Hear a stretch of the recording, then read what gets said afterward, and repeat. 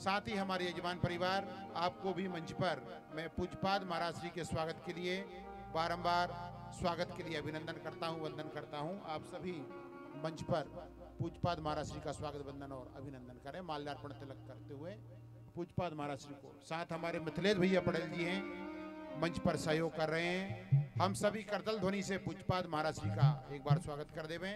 सभी तालियां बजाकर एक बार महाराज श्री के लिए सभी पधारे मंच पर। हमारे सम्माननीय अतिथिगण,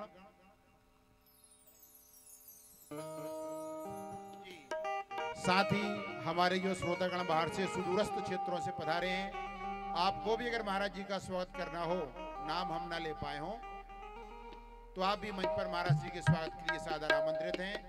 श्री राम गोपाल जी पटेल कन्हार, आप भी महाराज जी के स्वागत के लिए मंच पर सादर आमंत्रित हैं।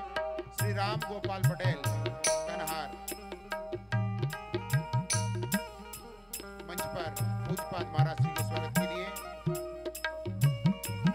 और श्रोताओं के मध्य से आपको स्वागत करना हो, महाराज जी का माल्यार्पण करना हो, आशीर्वाद लेना हो पूज्य महाराज श्री का, आप सभी मंच पर सादर आमंत्रित हैं।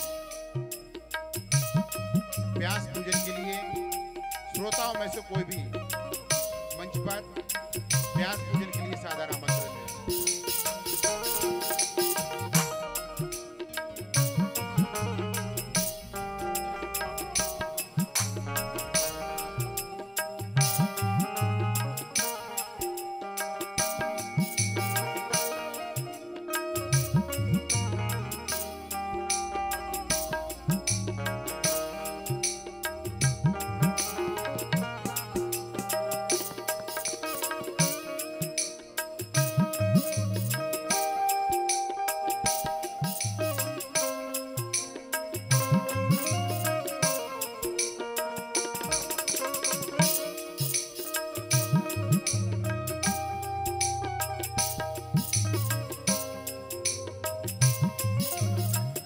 हमारे दादू की महाराज जी का स्वागत, वंदन अभिनंदन करते हुए मंच पर पधार रहे हैं।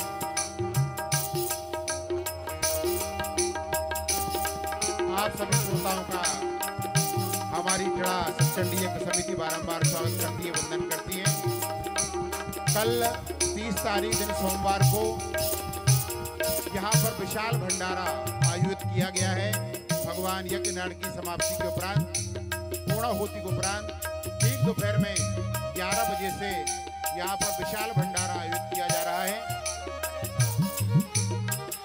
हमारे श्री गुड्डू भैया पटेल चढ़ा, आप भी महाराज श्री का स्वागत वंदन करने के मंच पर आमंत्रित हैं। आदरणीय श्री गुड्डू भैया पटेल जी चढ़ा। तो कल दोपहर ठीक 11 बजे से यहाँ पर यज्ञ की पूर्णाहुति के उपरांत विशाल भंडारा आयोजित किया जा रहा है। आप अधिक से अधिक संख्या में पधारकर भंडारा में भोजन प्रसादी ग्रहण करके अपने जीवन को धन्य बनाइए। जीवन की पूर्णता इसी में है, हम भगवान यज्ञ नारायण का प्रसाद ग्रहण करें।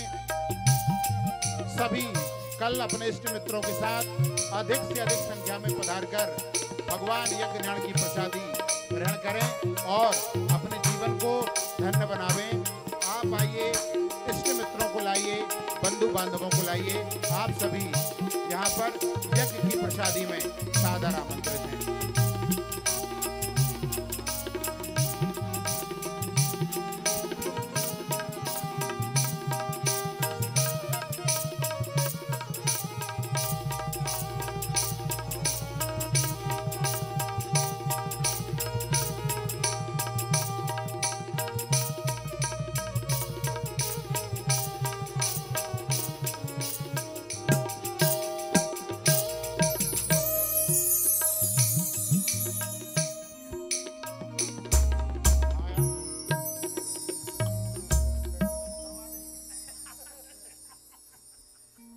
कल दोपहर में ठीक 11 बजे से प्रातः यज्ञ की पूर्णाहुति के पश्चात यहाँ पर विशाल भंडारा हमारी टिड़ा यज्ञ समिति आयोजित कर रही है।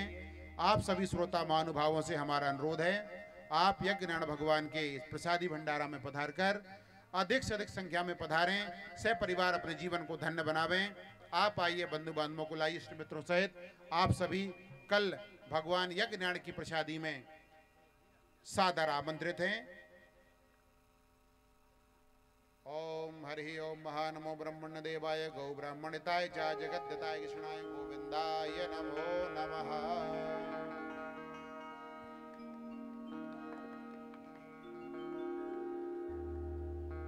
अब मैं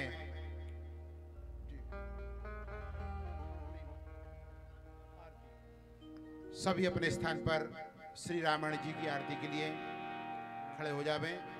आरती के पश्चात पूजपाद महाराज श्री का हमको सत्संग लाभ यथा स्थान सभी आरती के लिए खड़े हो जावें।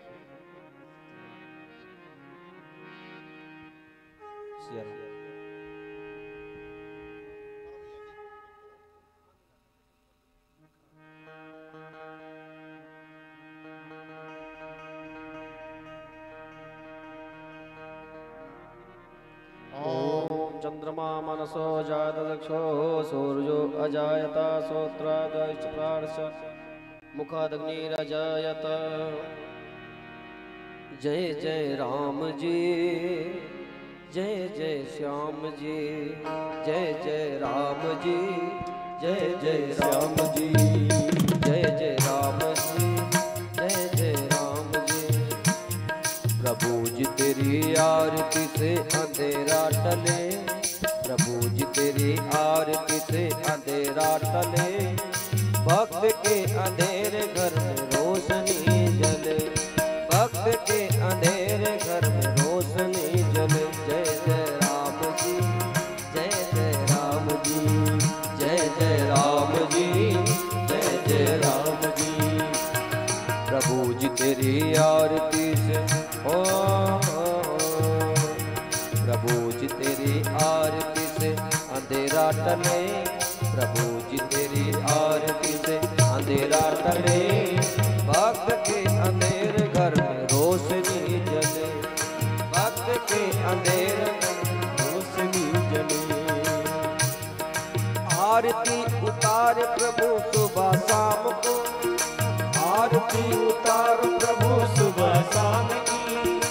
आरती उतार प्रभु सुबह शाम को, आरती उतार प्रभु सुबह शाम को।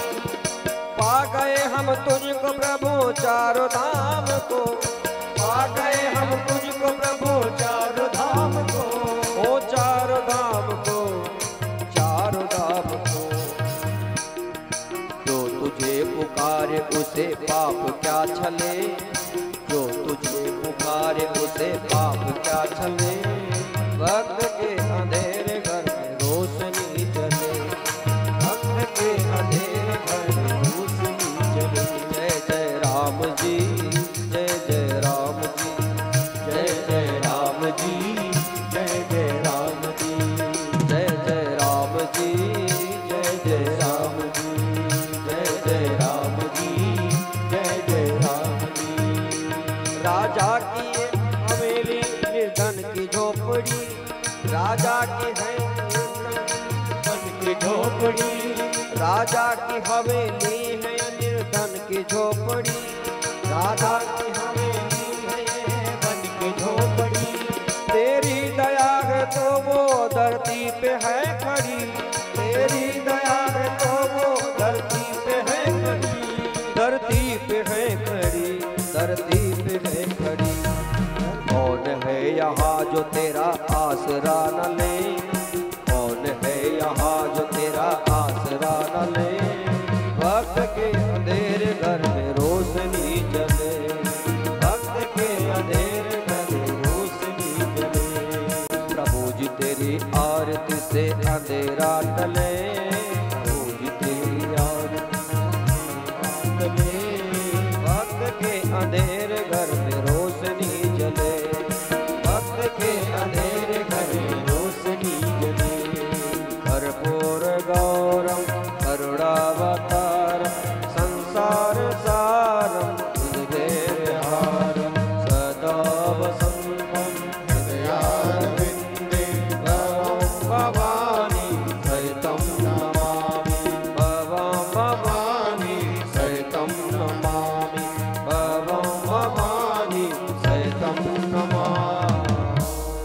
कार्तिक्यं समर्पयामि। हरि ओम ओम यज्ञेन जन्मयजन्त देवास्तानि धर्माणि प्रथमान्यासन्ना तेहना कम महिमानः सचन्द्र यत्र पूर्वे साध्याः शान्तिदेवाः।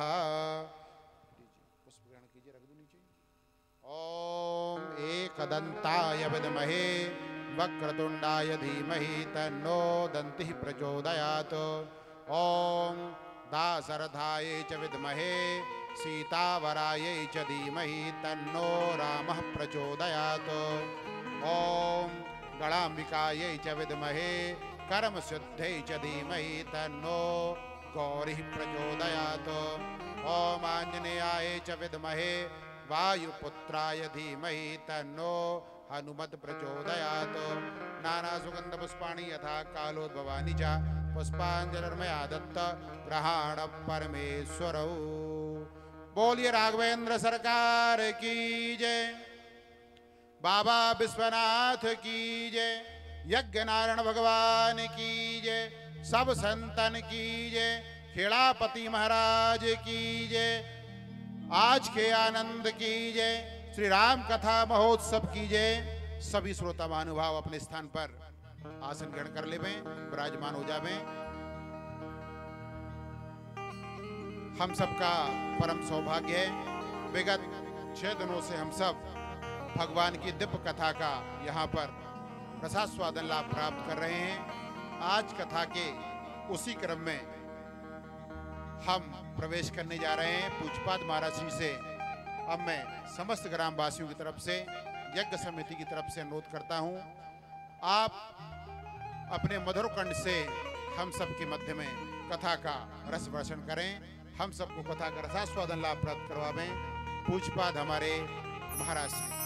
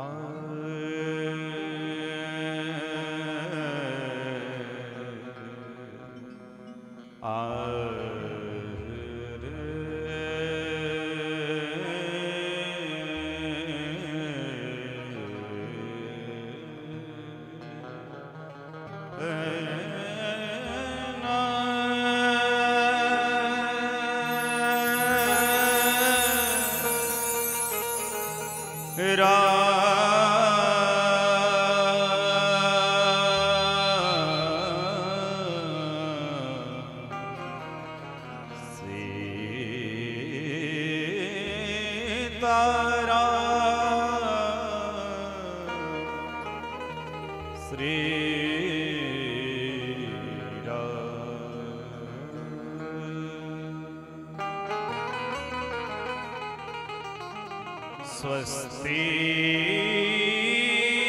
श्री गणेशाय नमः।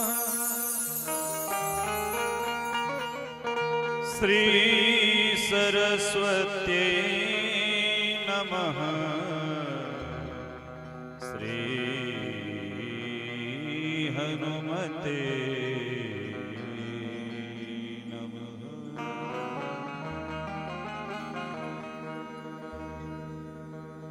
नमोस्तु रामाय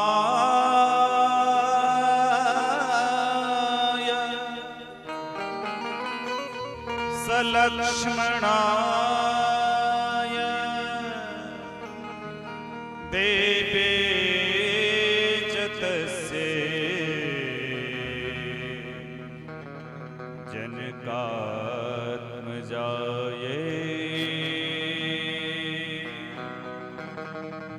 नमोस्तु रुद्रेन्द्रयमानिलेभ्यो नमोस्तु चन्द्रार्कमरुद्गणेभ्यः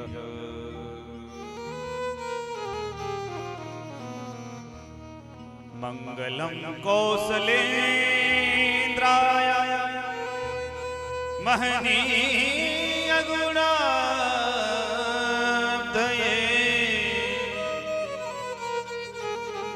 चक्रवर्ती तनूजाय सार्वभौमाय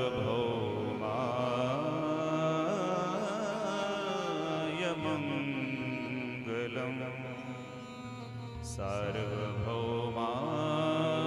मंगलम।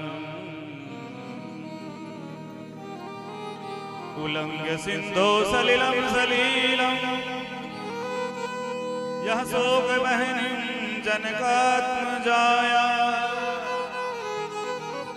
आदाय तेनैव ददाह लंकां नमामि तं प्राञ्जलिराञ्जनेयम्।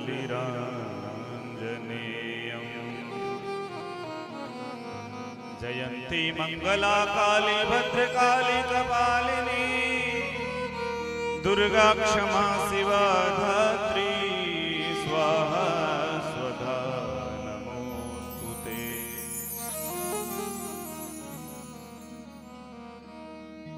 सब संतन निर्णय कियो मथि श्रुति पुराण इतिहास भजवे को दोई सुघर कह हरिदास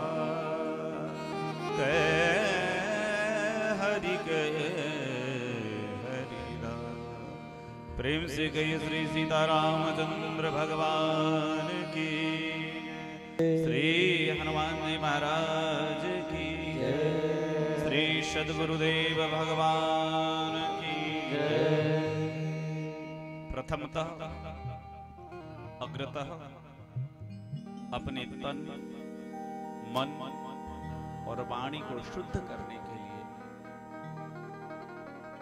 इस कलिकाल का जो सबसे श्रेष्ठ साधन के रूप में भगवान का नाम है और बड़े आनंद के साथ झूमते हुए भगवान का नाम ऐसे हृदय से ऐसे हिलोरे उठनी चाहिए, ऐसी तरंगे हृदय से उठनी चाहिए कि आपका शरीर का रोमांच एकदम खड़ा हो जाए, तब लगेगा कि भगवान साक्षात हृदय में आ गए। मेरे साथ आप लोग बड़े प्रेम से गाइए।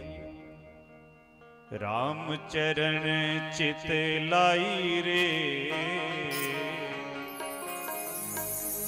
अरे राम चरण चित लाई रे, भजो राधे गोविंदा।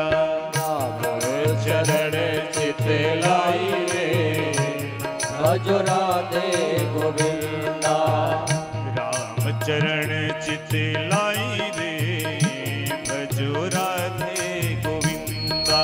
राम चरण चित लाई रे, भजो राधे गोविंदा।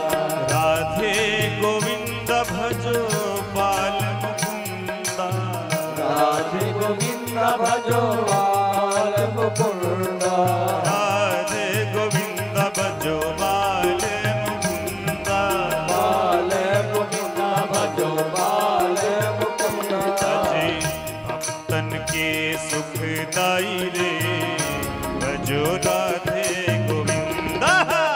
भक्तन के सुखदाई रे, भजो राधे गोविंदा।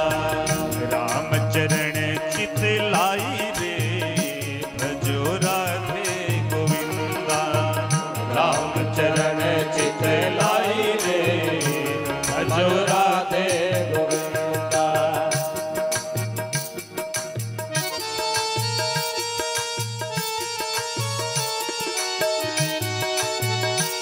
बहुत प्रेम से भाव से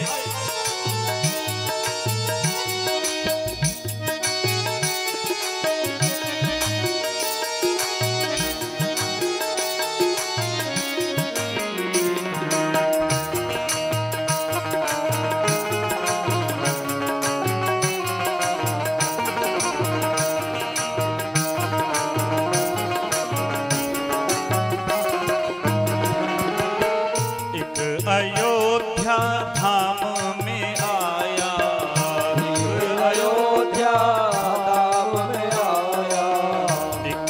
अयोध्या धाम में आया, इस अयोध्या धाम में आया, एक मथुरा का भाग्य बढ़ाया, एक मथुरा का भाग्य बढ़ाया, एक मथुरा का भाग्य बढ़ाया, एक मथुरा का भाग्य बढ़ाया। अजी भारत को, अजी भारत को दीनी बढ़ाई रे, बजो राधे गोविंदा, भारत को दीनी बढ़ाई रे, बजो राधे गोविंदा, रामचरण चिते लाई रे, बजो राधे गोविंदा, रामचरण चित लाई रे, बजो राधे गोविंदा।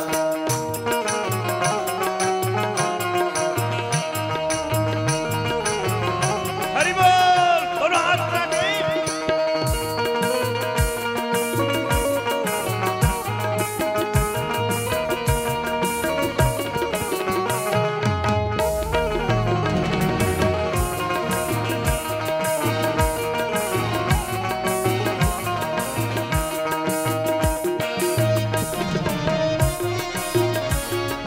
हरि बोल।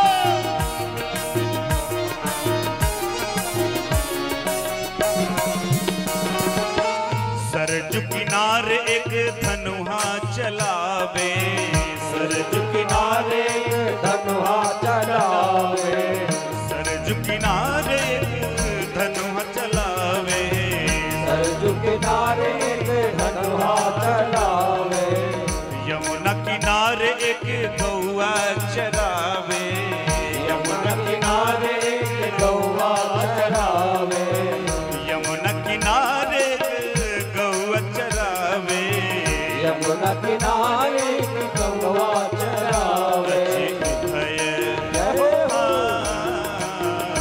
अजी उभय जगत के स्वामी रे, बजो राधे गोविंदा, उभय जगत के स्वामी रे, बजो राधे गोविंदा, राम चरण चित लाई रे, बजो राधे गोविंदा, राम चरण चित लाई रे, भजो राधे गोविंदा, राम चरण चित लाई रे, बजो राधे गोविंदा, राम चरण चित लाई रे, भजो राधे गोविंदा, राम चरण चित लाई रे, भजो राधे गोविंदा, भजो राधे गोविंदा, भजो राधे गोविंदा।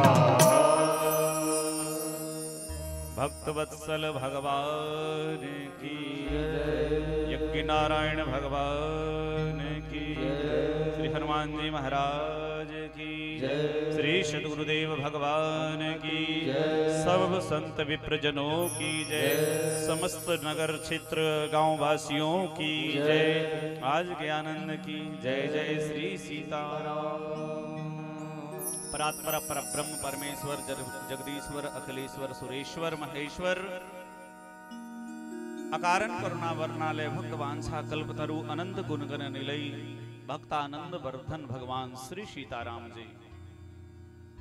कथा के परम रस रसिक परमाध्यक्ष अंजनी नंदन अतुलित बलवधान ज्ञानी नाम गुण अग्रगण्य श्री हनुमंत लाल जी महाराज की भावमयी उपस्थिति, नित्य स्मरणीय अर्चनीय पूजनीय वंदनीय श्री सद्गुरुदेव भगवान, ब्रह्मांड के उत्तल तरंगों में विचरण करने वाले संत वृंद एवं जिनके संकल्प से सारे कार्य सिद्ध हो रहे हैं, और ऐसे भगवती की कृपा जिन पर अहरनिश बरसती रहती है, ऐसे मंच पर विराजमान हमारे परम पूजनीय श्री सिद्ध बाबा जी महाराज, उनकी आत्मज हमारे लाडले दुलाले प्यारे परम स्नेही संत सेवी गौ सेवी विप्र सेवी सनातन धर्म को बढ़ाने वाले ऐसे हमारे परम आदरणीय श्री शिव शंकर जी महाराज एवं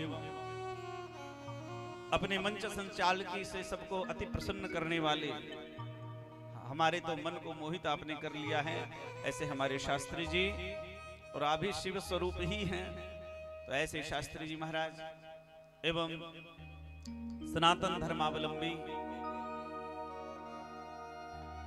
कथा पिपासु जिज्ञासु श्रोता दूर दराज से आए हुए हमारे ज्येष्ठ श्रेष्ठ भाई बंधु, बच्चे सच्चे एवं सती साध्वी अनुसुईया के पद चिन्हों पर चलने वाली भक्तिमती मातृशक्ति माताएं बहनें एवं चेतन अचेतन अदृश्य रूप में रह करके इस यज्ञ का दर्शन, इस कथा का रसपान करने वाले समस्त दिव्य चेतन अचेतन समस्त आत्माओं को सभी में अपने ठाकुर जी की छवि निहारते हुए मन से एक बार पुनः सभी को सादर नमन करते हुए, और आइए भगवान की पावन कथा का अवलंबन लेकर के हम सब अपने जीवन को कृतार्थ करें। हम सब के जीवन का यही सौभाग्य है, क्योंकि ये भारत भूमि ऋषियों की भूमि रही है और भगवान विभिन्न रूपों से यहाँ अवतरित होकर के हम भारतवासियों के गौरव को बढ़ाया है। कहा कि ये भारत भूमि इतनी धन्य है, कहा कि सुरेश लोकोपि न वैस सेव्यताम न यत्र वैकुंठ कथा सुधा पगाः न साधवो भागवतास्तदाश्रयः। जहां पे भगवान की कथा नहीं होती हो, जहां भगवान की भक्ति नहीं होती हो, जहां यज्ञ आदि कर्म नहीं होते हो, ऐसा यदि इंद्र का लोक भी हो, ऐसा अगर वैकुंठ लोक भी हो, तो कहा हमें वहां नहीं जाना चाहिए। इसलिए भारत भूमि है जहां भगवान के नाम रूप लीला धाम का गायन हो रहा है। और आप जानते हैं कि कल प्रसंग चल रहा था, श्री हनुमान जी महाराज के जन्म का प्रकरण चल रहा था, जिसमें 3 कारणों को आपने श्रवण किया। इतनी अतुलित बलधाम हुए, इतने वरदान, और हमारे शास्त्री जी ने कहा भी था कि समस्त वरदानों को मिलने के पश्चात भी हनुमान जी महाराज अभी खुश नहीं है। लेकिन खुश कब हुए? अजर अमर गुण निधि सुत हो। लेकिन इसके बाद की जो चौपाई है वो अतिशय प्रसन्नता देने, करहु बहुत रघुनायक छो। श्री राघवेंद्र सरकार आपसे हमेशा प्रेम करेंगे। अजर अमर तो बहुत लोग, बहुत 7 लोगों का नाम जो है बहुत प्रसिद्ध श्लोक है। हाँ, रात के भोजन करते के सोते समय अश्वत्थामा बलिर्व्यास हनुमांश्च विभीषण, ये सब कृपः परशुरामश्च सप्तैते अश्वत्थामा बलिर्व्यासो हनुमांश्च विभीषण, ये सब चिरंजीव, कृपाचार्य, अश्वत्थामा, बलि, व्यास, हनुमान, तो ये 7 चिरंजीवी कहे गए। कहा इनका स्मरण करके यदि रात में हम शयन करते हैं तो भगवान हमारी रक्षा करते हैं और हमारी आयु की वृद्धि होती है। बोलो जय श्री राम। जय श्री राम। हमारे शास्त्र में पता है हर चीज का मंत्र है। हम लोग कपड़ा भी पहनते हैं ना, तो उसका भी मंत्र बोल करके पहनते हैं, ऐसे नहीं। भोजन करते हैं तब भी, पानी पीते हैं तब भी मंत्र, हर जगह मंत्र का प्रयोग। तो कल श्री हनुमान जी महाराज के सुंदर नटखट बाल लीलाओं का आपने दर्शन किया। इतनी चपलता हनुमान जी में कि ऋषियों ने श्राप दिया, और हनुमान जी महाराज साक्षात सूर्य भगवान से अपने विद्या का अध्ययन किया। अब बताइए, जिनके गुरु स्वयं साक्षात सूर्य हों तो उसका क्या कहना। अब आइए पद्म रामायण की कथा आज हम लोग प्रारंभ करें, जो ये कथा प्रायः आप लोग नहीं सुने हैं कहीं, क्योंकि संतों के ही मुख से, विद्वानों के ही मुख से ये सब संभव है। कोई किताब 2-4 पढ़ ले या कोई कैसेट रट ले तो उससे कथा नहीं हो जाती। तो इसलिए हमारे के अयोध्या के संत और परम पूजनीय हमारे भारतवर्ष के बड़े गौरव शास्त्रीय संगीत के माध्यम से बड़ी सुंदर कथा, राम कथा के मर्मज्ञ अब तो नहीं रहे, ऐसे श्री राजेश्वरानंद सरस्वती जी और बक्सर वाले मामा जी, इन दोनों महापुरुषों के मुख से हमने ये कथा सुनी और श्री भक्तमाल नामक ग्रंथ में इस कथा का उल्लेख है। तो मैं श्री मामा जी के पद के माध्यम से और ये दोनों कथाओं का सम्मिश्रण करके मैं चलूंगा कि इधर हनुमान जी का जन्म हुआ, आप इनको बता दिए कि कैसे जन्म हुआ। राम जी के ही भाई मान लीजिए आप हनुमान जी हो गए, चरु के प्रभाव से, अंजना मैया के तपस्या से। तो इधर तो हनुमान जी का जन्म अयोध्या में हुआ, किष्किंधा में हुआ, और राम जी का जन्म अयोध्या में हुआ। अब राम जी बहुत सुंदर सुंदर बाल लीला कर रहे हैं, भगवान श्री राम भी बड़ी सुंदर सुंदर बाल लीला कर रहे हैं, और उनके भी एक से एक नटखट लीला। एक बार क्या हुआ कि मैया कौशल्या आंगन में रामलला जी को लेकर के बैठी थी, आसमान में चंद्रमा दिखाई पड़ा और चंदा को देख करके मचल गए। रे चंदा मांगे श्री राम लला, रे चंदा मांगे श्री राम लला। गोस्वामी जी वर्णन करते हैं, कवितावली रामायण, गीतावली रामायण में भी बहुत सुंदर सुंदर लीलाओं का वर्णन गोस्वामी जी ने किया। कौशल्या की बारी बारी खींचे सारी, कबहू की नारी कह कर बला बला, रे चंदा मांगे श्री राम लला। चंदा के लिए मचल जाते हैं भगवान। और जानते हैं चार हट बड़ा प्रसिद्ध है। सबसे प्रथम बाल हट है, छोटा बच्चा यदि रूठ जाए तब देखो उनका आनंद। महाराज जो मांग रहे हैं आपको देना ही पड़ेगा, बच्चे का हठ इतना तगड़ा है, देना पड़ेगा। और नहीं देंगे तो क्रोध में सबसे पहले मैया की झोटी हाथ में आती है। हाँ, और जो दिखेगा सामने मार पटकना शुरू कर देगा। पर हमारे रामलला जी थोड़े शांत हैं, सौम्य है, इसलिए केवल मैया से निवेदन कर रहे हैं। मैया बार बार समझा रही है, कभी मैया के आंचल को खींचते हैं, तरह तरह की लीलाएं करते हैं। अंत में मैया परेशान हो गई, लाला रुदन करने लगे। रामलला जी क्या किया, मैया ने एक सोने के परात में बढ़िया सुंदर जल भर के ला दिया और उसमें चंदा मामा दिखने लगे। और रामलला जी को सोने के परात में पधरा दिया। रामलला जी छपर छपर ऐसे करते हैं और चंदा को पकड़ने की कोशिश करते हैं, थक जाते हैं तो नींद आ जाती है, सो जाते हैं। तो ऐसे भगवान श्री राम बाल लीला कर रहे हैं। लेकिन एक दिन क्या हुआ कि अयोध्या की राजप्रसाद दिव्य राजमहल भगवती कौशल्या मैया के सामने एक सुंदर सा बड़ा सुंदर डम डम डम डम डम डम मदारी आ गया। हाँ, मदारी आ गया। तो मदारी की उस डमरू की आवाज सुन करके और महाराज भगवान श्री राम मचल गए, क्योंकि वो मदारी डमरू तो बजा रहा था लेकिन एक बढ़िया सुंदर सा बंदर लिया हुआ था, ऐसे खेल तमाशा दिखाने वाले मदारी। अब तो राम जी मतलब मचल गए, मदारी को बुलाया, मदारी आया, बंदर भी आया। तो रामलला जी को कहा कि लीजिए ये बंदर, लेकिन रामलला जी को ये बंदर पसंद नहीं आए। बोले नहीं, ये वाला नहीं लेना है, हमको दूसरा लेना है। अब तो बंदर के लिए मेरे सजनों, ये पद्म रामायण की कथा है, बंदर लेने के लिए राम जी बड़ी जोर से रोने लगे और मचल गए। तो आइए, राम जी बार बार जिद करने लगे, अरे मैं तो बंदर लूंगा, अरे लंबी पूछ बाला, मैं तो बंदर लूंगा, लंबी पूछ बाला।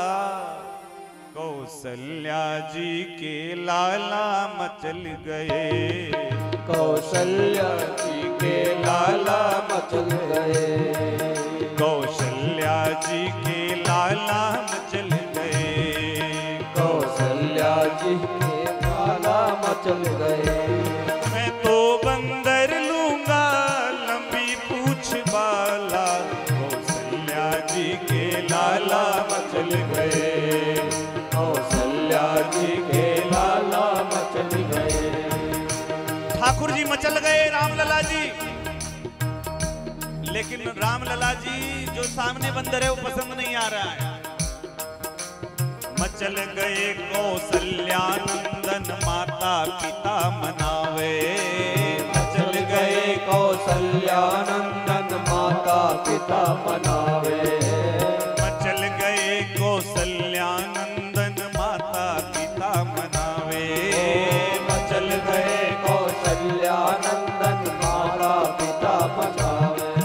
एक कोयल कीर मलाल खिलौने एक मन को भावे, कोयल कीर मलाल खिलौने एक नमन को भावे। लौटे आंगन में हो,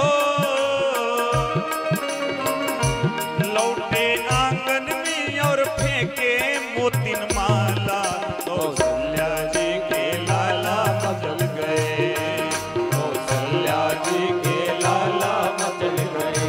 ओ मैं तो बंदर लूंगा लंबी पूछ वाला, कौशल्या जी के लाला मचल गए, कौशल्या जी के लाला मचल गए। राघव सरकार मचल गए।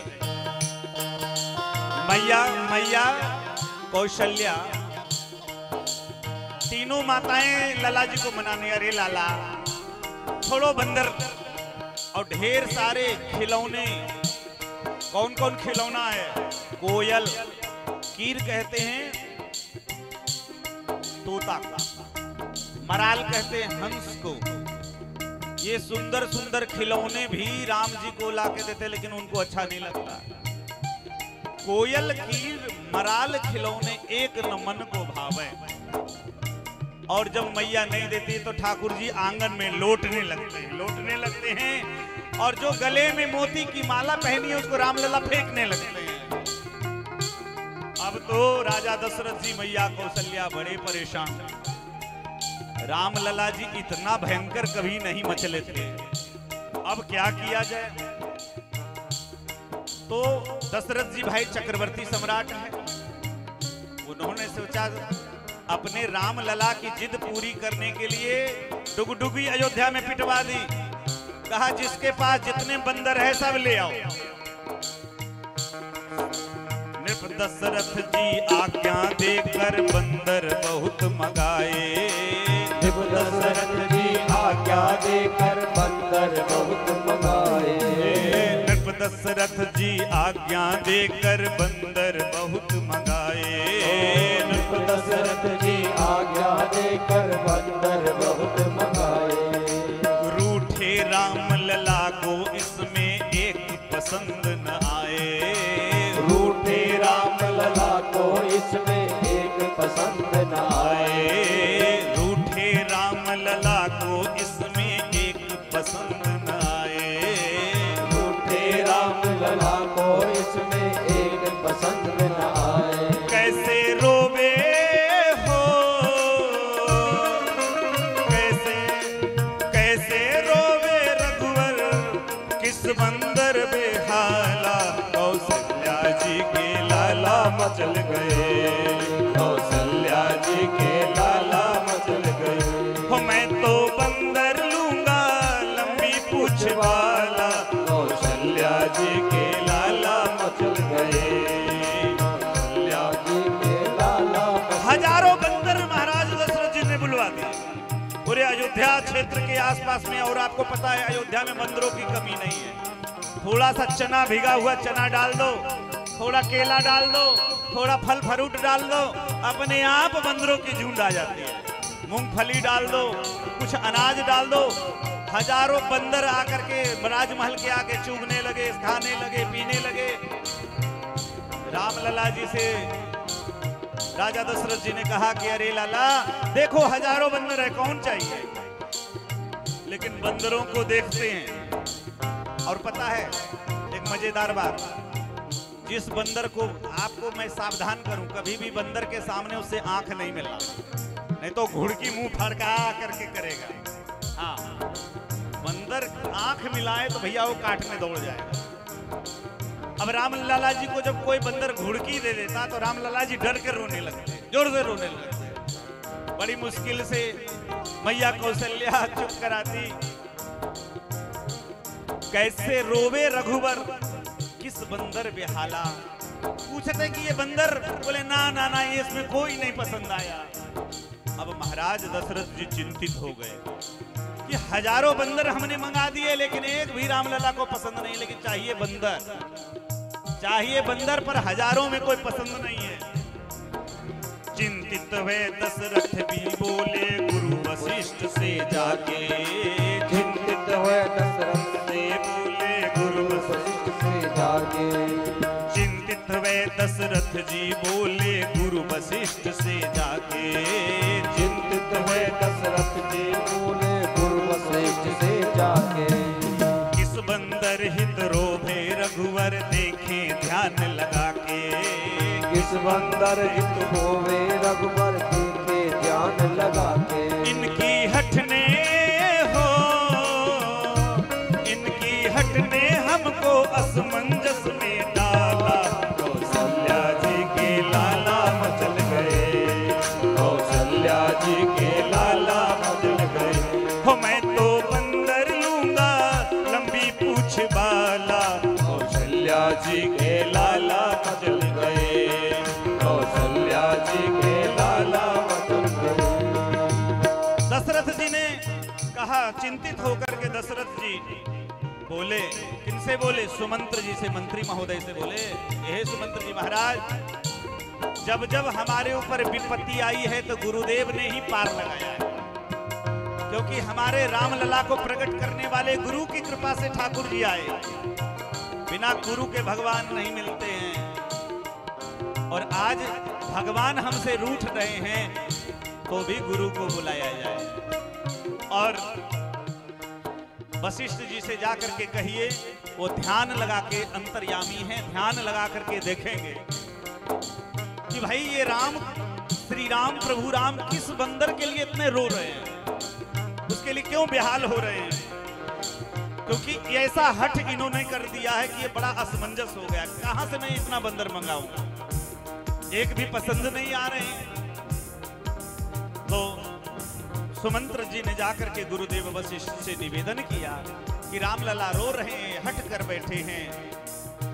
श्री गुरु वशिष्ठ जी आए हैं और आकर के श्री गुरु वशिष्ठ जी पद्मासन में बैठ करके और ध्यान लगा करके देखा। ध्यान लगा करके देखा तो देख करके गुरु वशिष्ठ जी मुस्कुराने लगे और समझ गए और कहने लगे महाराज दशरथ से, सुनो दशरथ जित आयत रोबे राम बाल हट तत पर। सुनो दशरथ जी आहित रोबे राम बाल हट तत पर। सुनो दशरथ जी आते रोबे राम बाल हट तत पर। सुनो दशरथ जी आते रोबे राम बाल हट तत पर। हनुमान है नाम बसे वह ऋषि मुख पर्वत पर। हनुमान है नाम बसे वह ऋषि मुख पर्वत पर। हनुमान है नाम बसे वह ऋषि मुख पर्वत पर। हनुमान है नाम बसे वह ऋषि मुख पर्वत पर। रक्षक कपि सुकंठ के मां अंजन के लाला। कौशल्या जी के लाला मचल गए, कौशल्या जी के लाला मचल गए। मैं तो बंदर लूंगा लंबी पूछ वाला। कौशल्या जी के लाला मचल गए, कौशल्या जी के लाला मचल गए, कौशल्या जी के लाला मचल गए, कौशल्या जी के लाला मचल गए। बोलो श्री रामभद्र भगवान की, श्री हनुमान जी महाराज की। इस प्रसंग से एक बड़ी शिक्षा मिलती है कि भगवान का प्यार देखो, चाहे कहीं दुनिया में रहो, दुनिया के किसी कोने में रहोगे, भगवान तुमको ढूंढ निकालेंगे, जैसे हनुमान को ढूंढ निकाला। श्री गुरु वशिष्ठ जी ने कहा, हनुमान है नाम बसे वह ऋष्यमुख पर्वत पर। किष्किंधा में ऋष्यमुख पर्वत पर है। कौन है?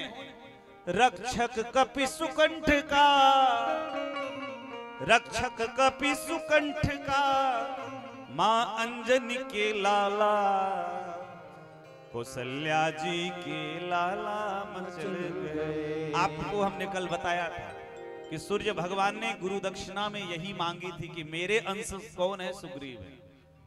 सुग्रीव सूर्यांश है, इसलिए तुम उनकी रक्षा करना। इसलिए हनुमान जी उनके रक्षक हैं, हमेशा रहे रक्षा, शुरू से लेकर के अंत तक। अब तो महाराज अब किष्किंधा से बुलाया जाए। अब एक और समस्या हो गई। अयोध्या है उत्तर भारत में और किष्किंधा है दक्षिण भारत में, बड़ी लंबी दूरी है। वशिष्ठ जी ने सोचा कि क्या करें, कैसे राम लला जी मानेंगे नहीं, आज मानने वाले नहीं हैं।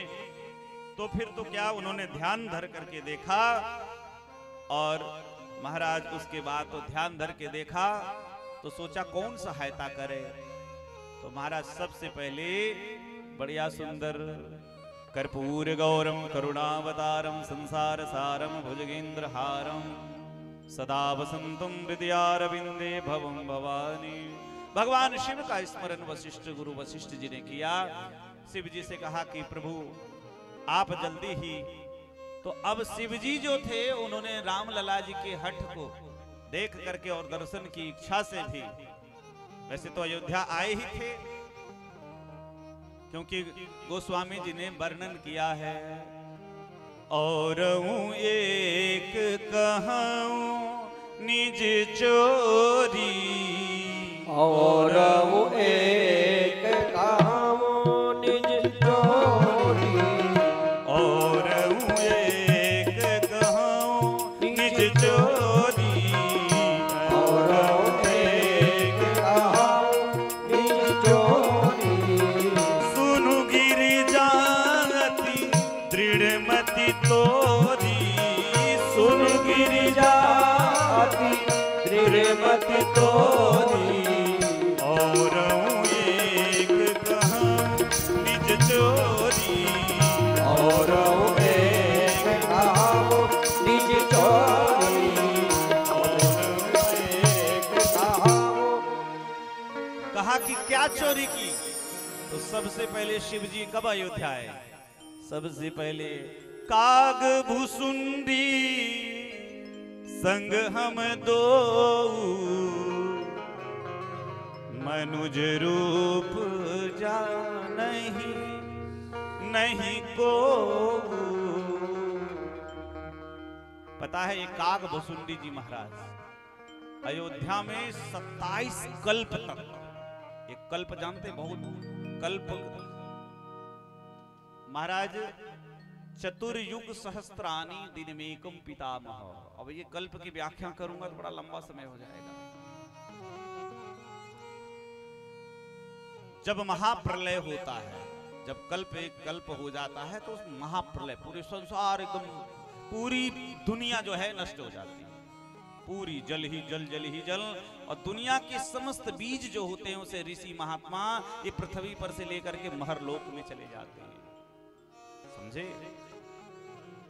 मनुष्यों की आयु से चारों युग, कलयुग, द्वापर, त्रेता और सतयुग, चारों युग अगर 1000 बार बीत जाता है, 1000 बार राउंड लग जाता है, तो ब्रह्मा का मात्र 12 घंटा होता है। आप सोचिए, तो इसके बहुत,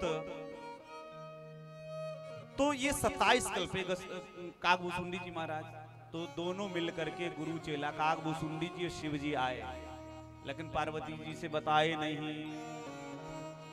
आए राम जी के दर्शन, आए अयोध्या की गलियों में, घूमे जोगी मतवाला, अलख निरंजन खड़ा पुकारे, देखूंगा तेरा लाला। ओम नमः शिवाय, हरि ओम नमः शिवाय। तो पहली बार श्री अवध में भगवान शिव का जो आगमन हुआ, राम जी के दर्शनार्थ वो ज्योतिषी बन के आए। क्यों? शिव जी अयोध्या में कई दिन तक घूमते रहे, लेकिन उनको राजमहल के पास एंट्री नहीं मिल रही थी। इतनी भीड़ राम जी के बधाई देने वालों की कि बड़ा बड़ा चट्टान है ना, बड़े बड़े पत्थर लोगों के पैर से टकरा करके वो धूल बन जाते हैं। लिखा है रज होई जान पसान पवारे। महावीर भूपति के द्वारे रज हुई जाए पशान पवारे। तो 10 इतनी धक्का मुक्की बधाई देने वालों की भगवान शिव ने सोचा कि ऐसे जनरल दर्शन तो नहीं हो पाएगा, तब वीआईपी दर्शन कैसे होगा? तो कुछ या तो नोट खर्चा करो, हाँ मंदिर में जाओ तो वीआईपी दर्शन के लिए या तो टिकट कटा लो, या तो कोई मंदिर के पुजारी से किसी का संबंध हो, या तो आप में कोई बड़ी विशेषता हो, तभी वीआईपी दर्शन होगा। बोलो जय श्री राम। तो इसलिए शिव जी और कागभूषुंडी जी ज्योतिषी बन गए, पतरा कांख में दबा करके चल पड़े और राजमहल से दूर जाकर के भगवान शिव अपना पतरा पोथी खोल करके राजमार्ग पर बैठ गए। बोले भाई हाथ दिखा लो, हाथ दिखा लो। अब हाथ दिखाने में, अब वो भी फ्री में, सब टूट पड़े, दौड़ पड़े। और हाथ दिखाने में सबसे ज्यादा ना माताएं आगे रहती है। महाराज देख लो, देखो जितनी राजमहल की दासियां थी, जो वहां की अयोध्या की जितनी स्त्रियां थी, सब दौड़ पड़ी। भगवान शिव के पास सुबह से शाम तक एकदम लाइन लगी रहती है हाथ दिखाने वालों की। और गोस्वामी जी ने गीतावली रामायण में लिखा है, अवध आज आगमी एक आयो, करतल निरखि कहत सब गुणगण, बहुतन परिचय पायो। ऐसे कि हाथ देख करके, ललाट देख करके उसके भूत, भविष्य और वर्तमान तीनों बता देते हैं। अब बताइए भाई, जिसको देख करके कैसे बता दें, वो दौड़ करके घर वालों को भी बुला के ले आते, चलो भाई तुम भी दिखाओ, तुम भी दिखाओ। तो ऐसी भीड़ लगी कि हल्ला हो गया पूरी अयोध्या में कि एक बड़ा प्रसिद्ध ज्योतिषी है, नाम क्या है? बोले शंभू शर्मा नाम है। अब जब इतनी भीड़ लगी और इतनी अच्छी विद्या है, तो इस विद्या का लाभ उठाने के लिए मैया कौशल्या जी की एक खास दासी आ गई, वो भी सुनी। और महाराज दासी देखो, महारानी पट्ट रानी है, कौशल्या, कैकेयी, सुमित्रा, श्री दशरथ जी की। वैसे गोस्वामी जी के अनुसार 700 रानियां हैं। दशरथ जी की कितनी पत्नियां हैं? 700। ये गोस्वामी जी ने लिखा है। तो मेरे सज्जनों, लेकिन 3 इसमें पट्ट रानी है, कौशल्या, कैकेयी और सुमित्रा। तो कौशल्या जी सबसे ज्येष्ठ हैं, इसलिए उनकी दासी भी तो प्रभावशाली। आपको पता है, यदि मुख्यमंत्री का अगर पीए भी हो, चपरासी भी मुख्यमंत्री का ऑफिस का है ना, तो कई विधायक से भी ज्यादा पावर उसका होता है। बोलो जय श्री राम, है कि नहीं? क्यों? संत कहते कि बड़े गहे ते होत बड़ा ज्यों बामन कर दंड। बड़े लोगों को साथ यदि आप रहते हैं तो आप में भी बड़ाई आ जाती है। इसलिए संगति हमेशा अच्छे लोगों से करनी चाहिए। तो कौशल्या महारानी की दासी दौड़ी दौड़ी गई। अब भीड़ तो थी, लेकिन महारानी की दासी आई है तो सबसे पहले लाइन में आइए आइए, सब लोग ने जगह दे दिया। शंकर जी को प्रणाम करके कहा, अरे महाराज हमारे भी हाथ देख लो।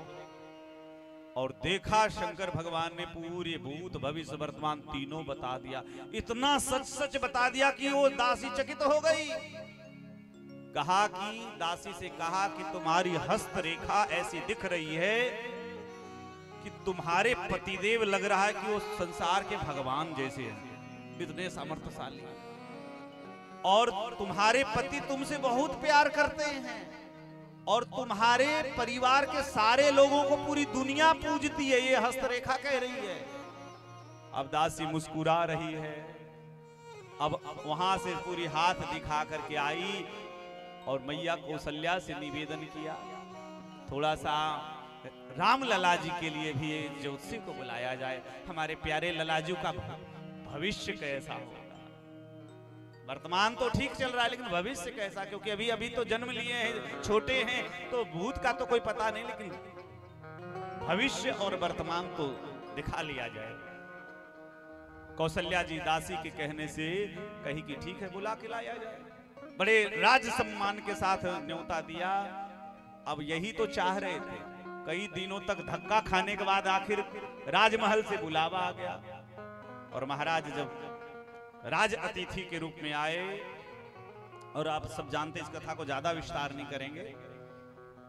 श्री भगवान भोलेनाथ और ये दोनों काकभूषुंडी जी दोनों वेश बदल करके आए हैं।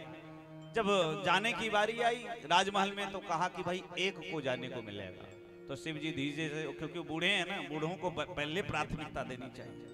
कहीं बस में भीड़ हो, किसी बड़े बुजुर्ग हो, थोड़ा उठ के जवानों को खड़ा हो जाना चाहिए। बड़े बुजुर्ग का सम्मान सदैव करना चाहिए। इसलिए भगवान शिव का प्रवेश हो गया। काकभूषुंडी कहने लगे, वाह वाह वाह, भगवान के भजन में हम दोनों साथ साथ लगे, साधना भक्ति साथ किए, वहां से चल के कैलाश से साथ में आए, और प्रभु का दर्शन करने की बारी आई तो हमको आपने छोड़ दिया। अच्छा अच्छा। तो काकभूषुंडी जी कहने लगे, यदि भगवान का दर्शन मुझे नहीं हुआ तो हम आपको भी बाधा जरूर डालेंगे। कैसे डालोगे? बोले आपका हम असली वाला पोल खोल देंगे। हाँ, असली वाला पोल खोल देंगे, तब तो आपका जो स्वरूप है ना, जटाटवी गलज्ज्वल प्रवाह पावितस्थते गले बलम विलंबितांबुजंग तुंग मालिका डमट डमट डमट डमट निनादव डमरवयम चकार चंद तांडवम तनोतु नः। ऐसे जो आपका स्वरूप है, दिव्य स्वरूप, उसकी चर्चा हम कर देंगे, फिर तो वैसे ही भड़क जाएंगे सब वैसे देख के। शिव जी ने कहा भैया ऐसा मत करना। तो बोले हमें भी। काकभूषुंडी ने कहा मैया जी कौशल्या से कि देखिए जा तो रहे हैं ये बाबा जी, लेकिन पता ये बूढ़े हो गए, देखिए, और बूढ़े हैं तो ये हाथ तो देख लेंगे, लेकिन हाथ की जो पतली पतली रेखाएं हैं वो इनसे दिखता नहीं, इन पे दिखता नहीं, चश्मा लगाए के भी नहीं दिख पाता है। तो हम चेला इनके हैं तो हम भी पतली पतली रेखा तो हम ही देखेंगे। भगवान शिव से पूछा मैया कौशल्या, क्यों शंभू शर्मा जी, चेला जो कह रहा है सही कह रहा है। शिव जी ने सहमति में मुड़ हिलाया, बोले तो बाबा जी आप इधर साइड आओ। भगवान शंकर जो एंट्री प्रवेश कर चुके थे उनको बाहर ले आए और काकभूषुंडी से कहा चलो आप चलो। अब जब चेला जी का एंट्री मिल गया तो अब भगवान चेला जी कहने, देखे गुरु जी, हमने कहा था ना कि गुरु गुड़ और चेला चीनी, तो अब तो मैं जा रहा हूं। तो शिव जी ने अच्छा देखो, कभी अखाड़े में आप देखे पहलवान जो होते हैं ना, सब विद्या सिखाते हैं लेकिन एक आध दाव अपने लिए बचा के रखते हैं। हाँ, क्योंकि चाहे जितने हमारे बुजुर्ग जितने हैं यहाँ पे, चाहे कुछ भी हो, लेकिन उनके पास एक ऐसी संपत्ति है जो किसी के पास नहीं है। वो क्या? उनके जीवन जीने का जो अनुभव की संपत्ति है वो दूसरे के पास नहीं है। इसलिए हमें रोज, मैं अपने छोटे छोटे बच्चों को कहूंगा, हमारे जो भाई हैं, हमारी बहनें हैं, कि घर में अपने दादा दादी के पास कम से कम थोड़ा समय बिताओ। बुढ़ापे के समय में दादा दादी अपने आप को कभी कभी अकेला महसूस करते हैं, जाकर के बैठो, उनको हंसाओ, थोड़ा सा अच्छा लगेगा उनको। उनका आशीर्वाद प्यार बहुत जरूरी है। काकभूषुंडी जी ने कहा देखे हमने बता दिया, अब मैं जा रहा हूं। शिव जी ने कहा अच्छा बच्चा, तो अभी मेरा दाव देख लो।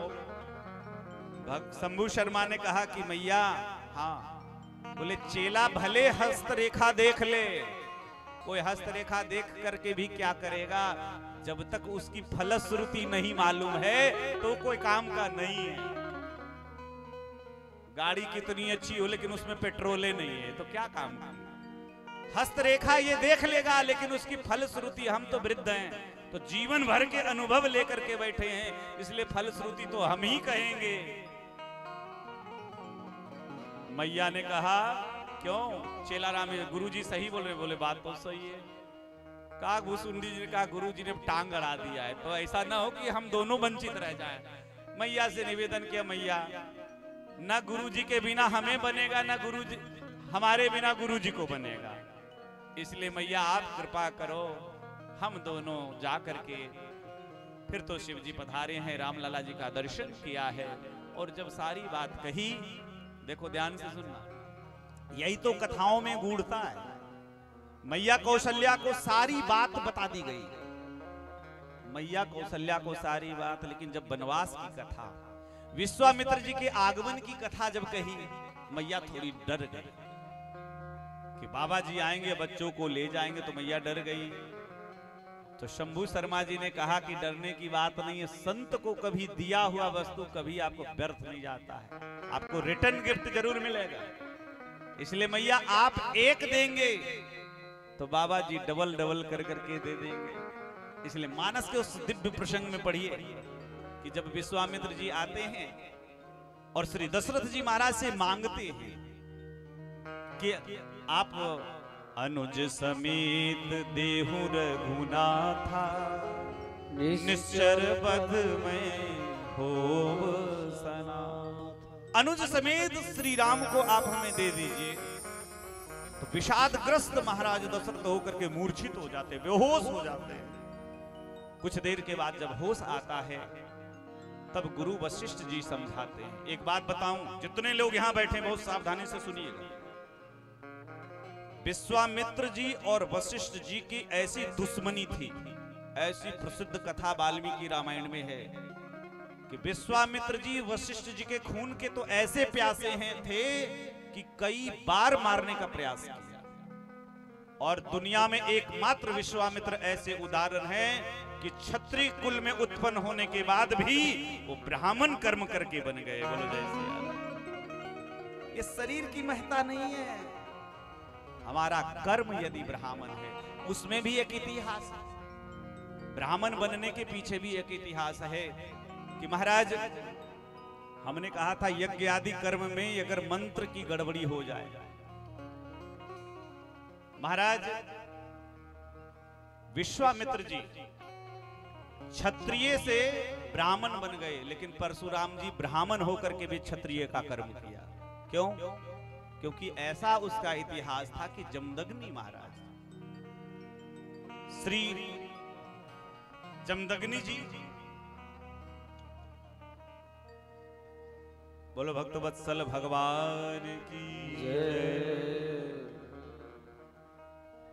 जमदग्नि जी के पिताजी की चर्चा आती है कि उन्होंने पुत्र नहीं हो रहा था तो एक चरु बनाई थी, और चरु में उसमें गड़बड़ी हो गई।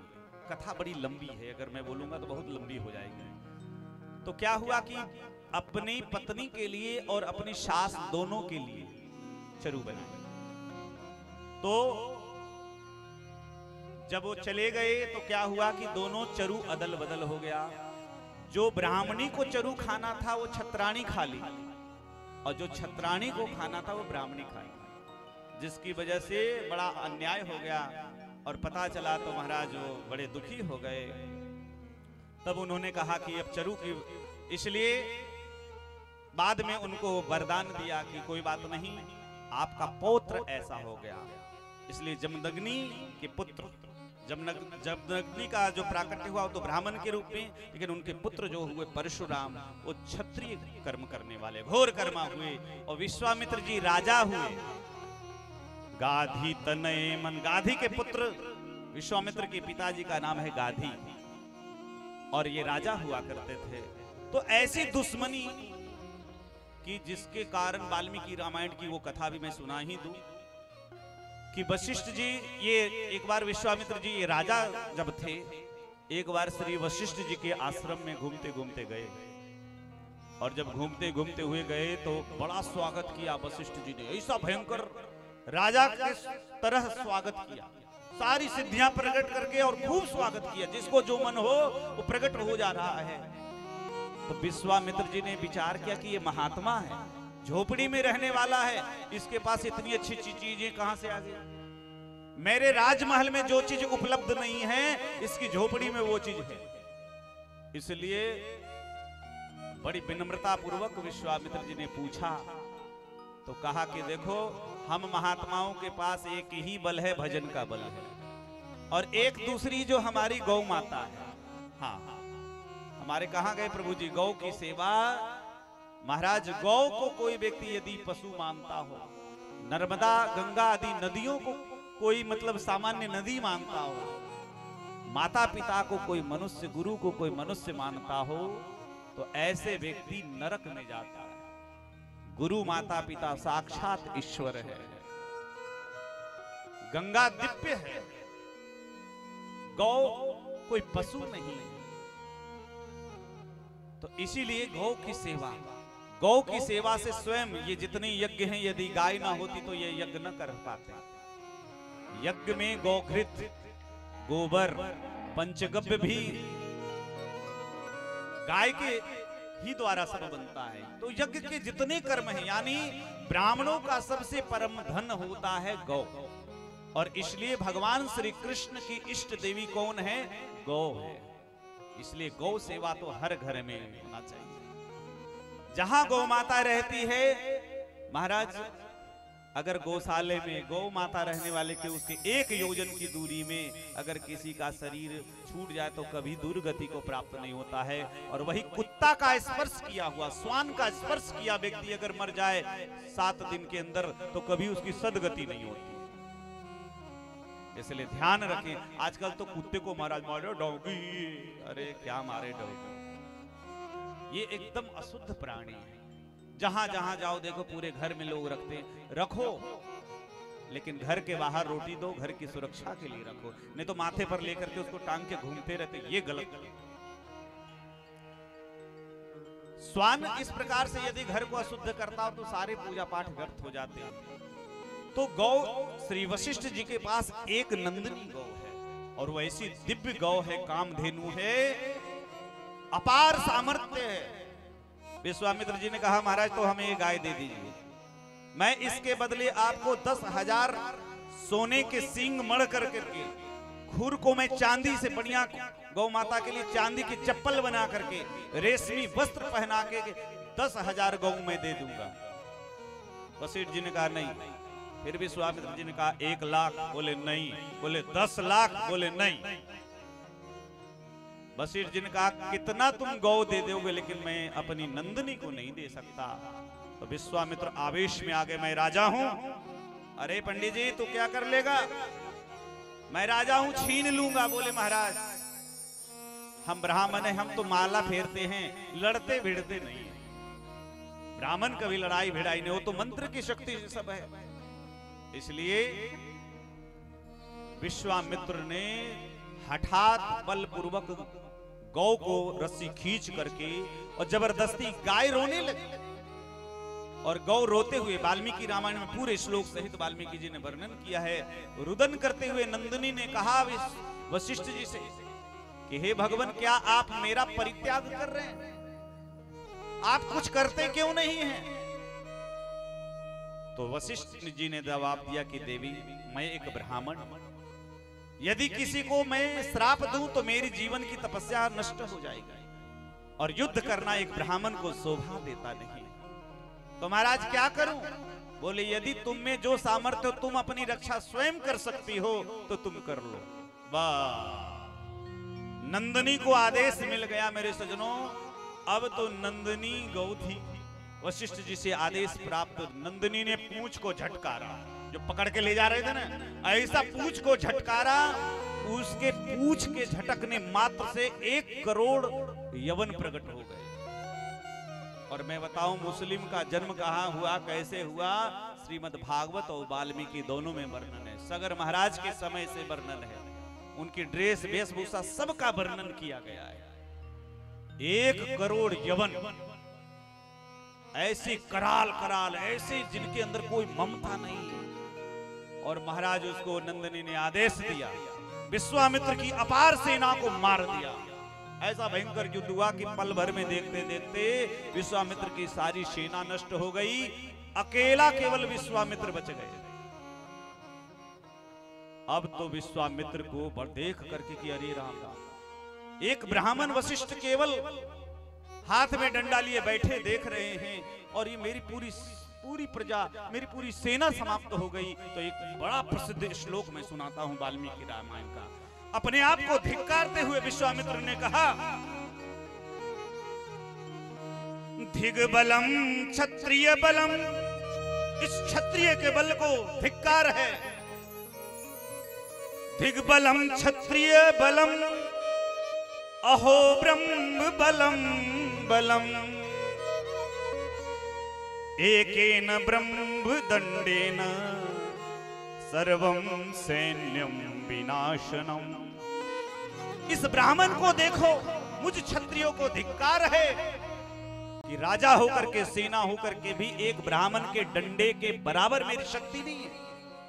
तो ऐसे में क्षत्रियत्व को धिक्कार है।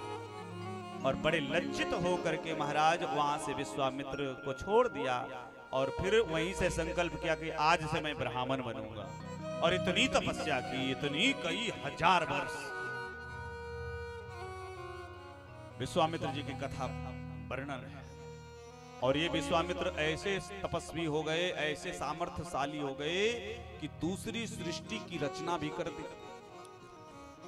अयोध्या के राजा हुए महाराज हरिश्चंद्र के पिता, जिनका नाम हुआ त्रिशंकु। बहुत ध्यान से सुनिएगा। और त्रिशंकु ऐसे थे, देखो यज्ञ तो होना चाहिए।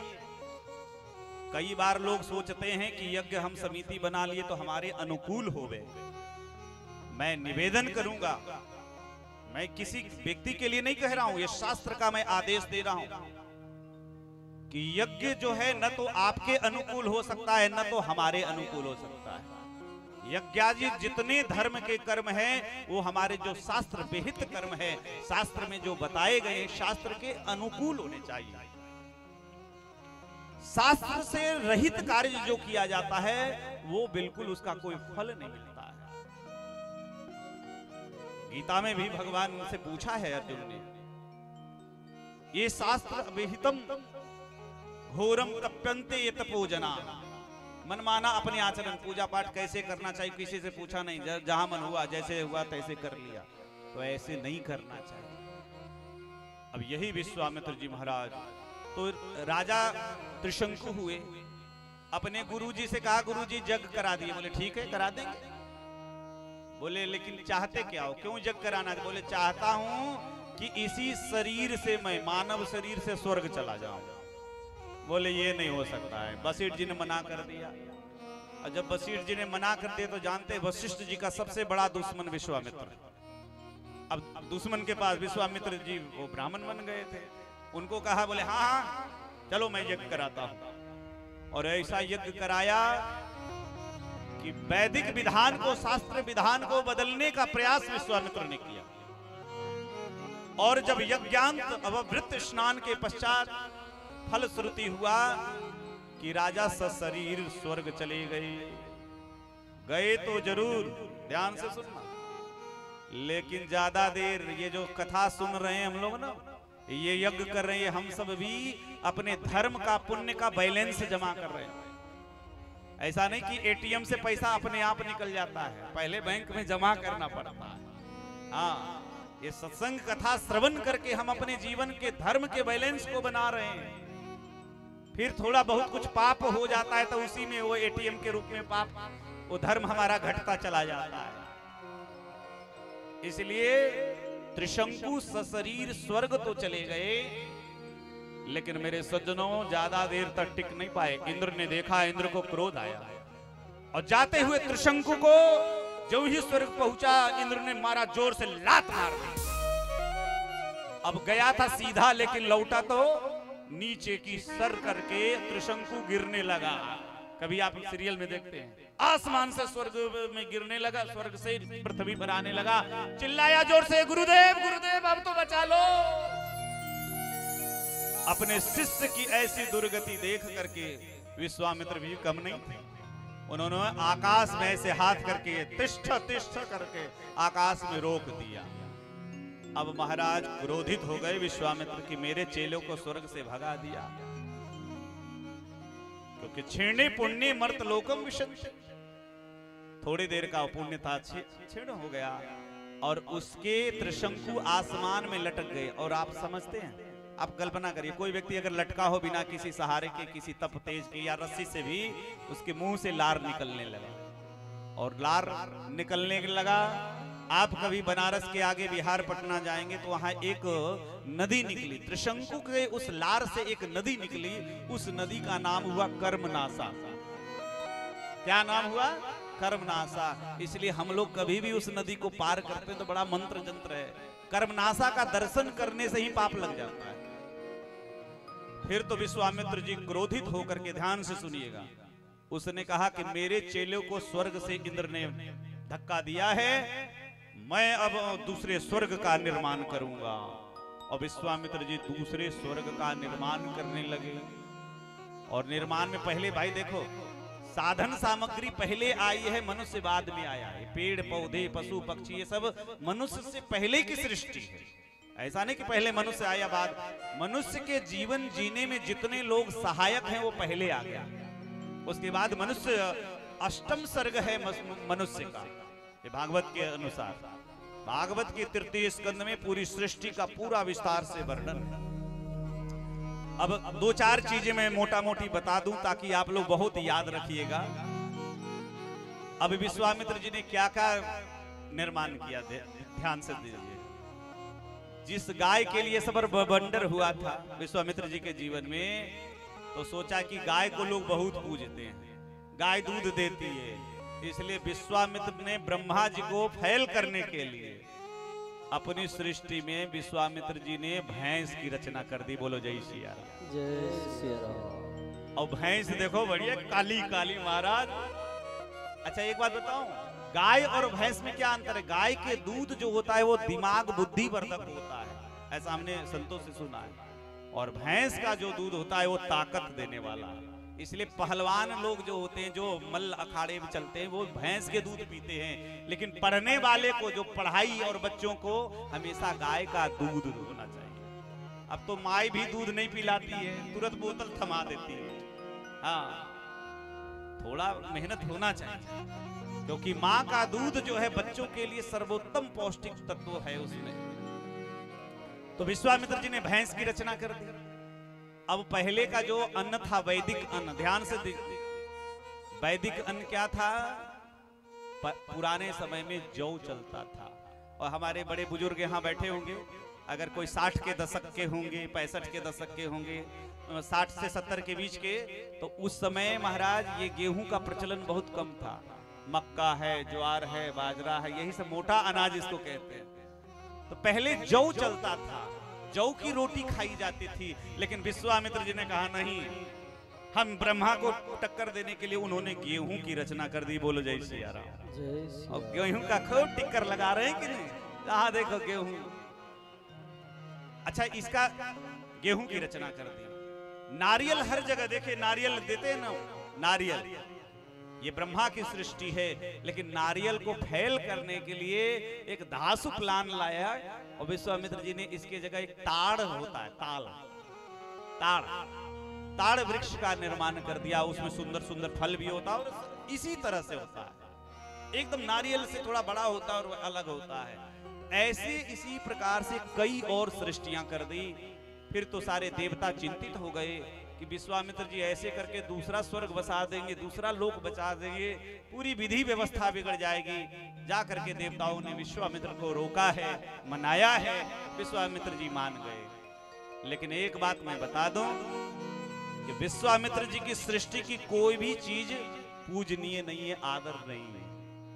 गाय का दूध ही पूजा में लगना चाहिए, भैंस का नहीं। गाय के गोबर से ही घर लिपना चाहिए, भैंस का नहीं। नारियल से ही पूजा होती है, जौ से ही हवन होता है ना, गेहूं से नहीं होता है। तो ऐसे श्री विश्वामित्र जी महाराज दिग्बलम क्षत्रिय बलम, ये तपस्या करके। लेकिन मेरे सज्जनों, कई बार वशिष्ठ जी को मारने के लिए महाराज तत्पर हुए।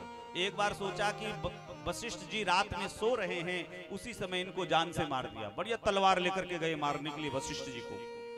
आश्रम में पहुंच गए, लेकिन क्या देखा विश्वामित्र ने कि रात में वशिष्ठ जी महाराज अपनी पत्नी परम साध्वी पतिव्रता श्री अरुंधति के साथ वार्तालाप कर रहे थे और उसमें वार्तालाप में विश्वामित्र के गुणों का वर्णन कर रहे थे कि विश्वामित्र कितना अच्छा है।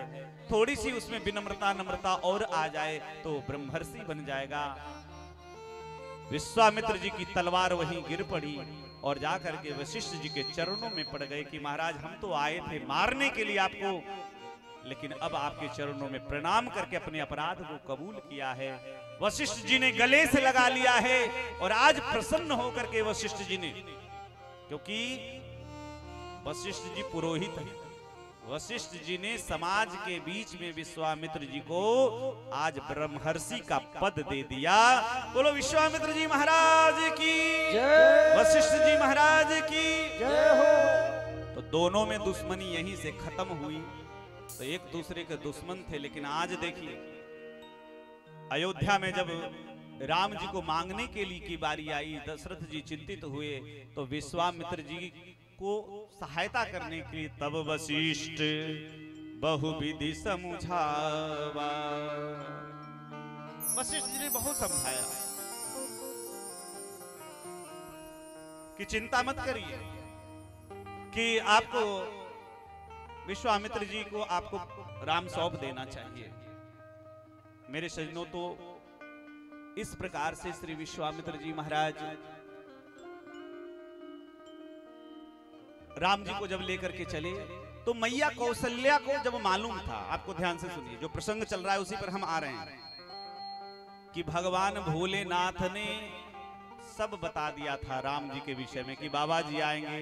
तो दशरथ जी विषादग्रस्त हो गए। जिसके जीवन में ज्ञान नहीं है वो व्यक्ति दुखी रहता सदैव। वही मैया कौशल्या से जब आज्ञा लेने के लिए गए कि बाबा जी के साथ जा रहे हैं, मैया कौशल्या ने देर नहीं लगाई, लिखा है तुरंत मैया ने आशीर्वाद दिया, कहा कि जो तुम कल जाते हो राम अभी जल्दी से चले जाओ, क्योंकि मैया कौशल्या को पूर्ण ज्ञान है कि विश्वामित्र जी ले जाएंगे तो हमारी चिंता, जो शादी विवाह की चिंता बच्चों की, वो टेंशन दूर हो जाएगा। जिसके अंदर ज्ञान है वो विषादग्रस्त नहीं होता है, चाहे जीवन में दुखी को न आवे। लेकिन दशरथ जी को पता नहीं था, तो भगवान भोलेनाथ इस बहाने से अयोध्या में राम जी का दर्शन करने के लिए आए। लेकिन राम जी की सेवा करने का मौका कब मिला? तो इसलिए कौशल्या जी के लाला मचल गए। वशिष्ठ जी ने ध्यान लगाया, शिव जी को बुलाया, स्मरण किया, कहा कि आप ज्योतिषी के रूप में एक बार अयोध्या तो आए हैं लेकिन अकेले आए, इसलिए आप साथ में हनुमान को ले आइए। और इस बार तो भगवान शिव का बदला हुआ स्वरूप है। शिव स्वयं मदारी बन करके आ गए और मदारी बन करके डुगडुगी बजाते हुए आए हैं, पधारे हैं।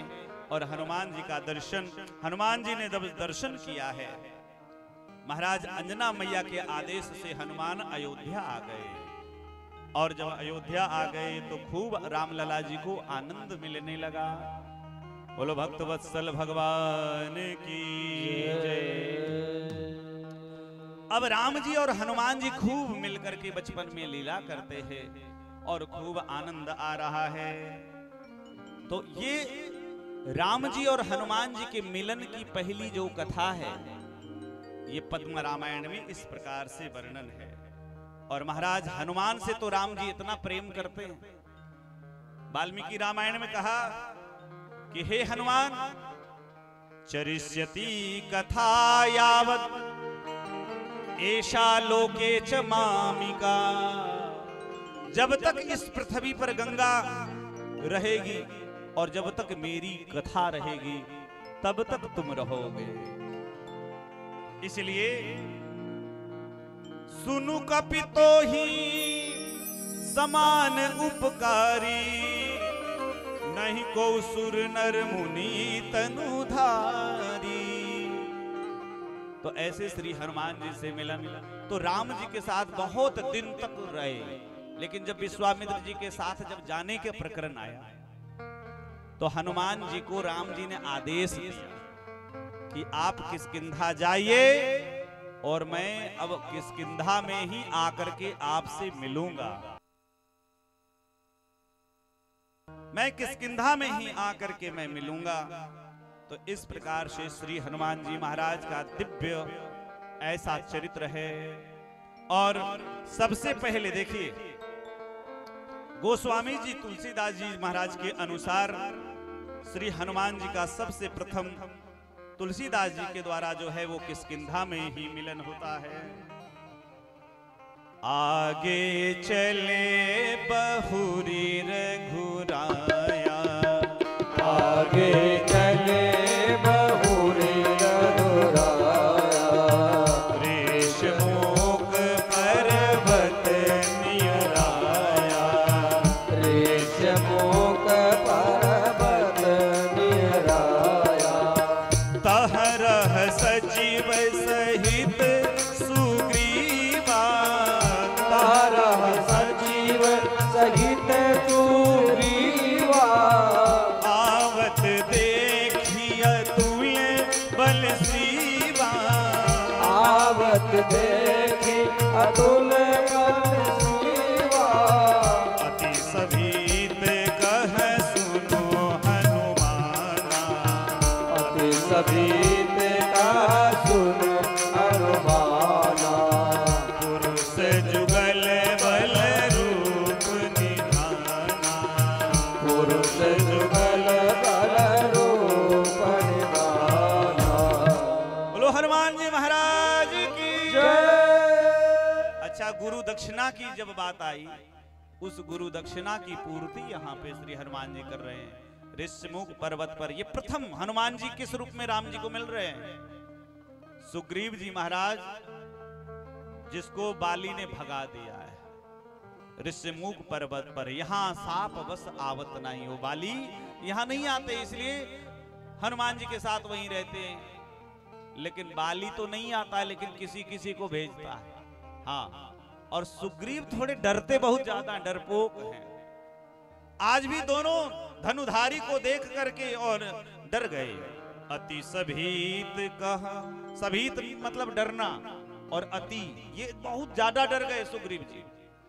और हनुमान जी से कहा कि भैया ये दोनों जो आ रहे हैं सामने दिख रहे हैं, ये तो बड़े मतलब वीर महावीर दिखते हैं, इसलिए एक काम करो, तुम जाओ ब्राह्मण का रूप धारण करके, धरि बट रूप देखूं तय जाई, सुजान सिंह स्वयं, जाओ ब्राह्मण का रूप धारण करके, बटू का रूप, ब्रह्मचारी का रूप धारण करके जाओ, और यदि कोई गड़बड़ी होगा तो हमें इशारे से बता देना, मैं सीधे भाग जाऊंगा।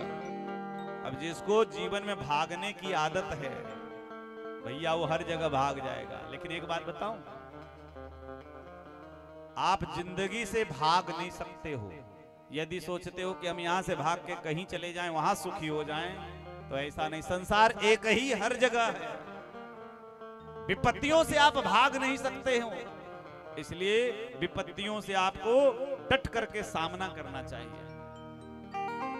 तो हनुमान जी महाराज के कर्म देखिए, और हनुमान जी की सेवा भक्ति भी बहुत ज्यादा सराहनीय है। ऐसे बड़े बड़े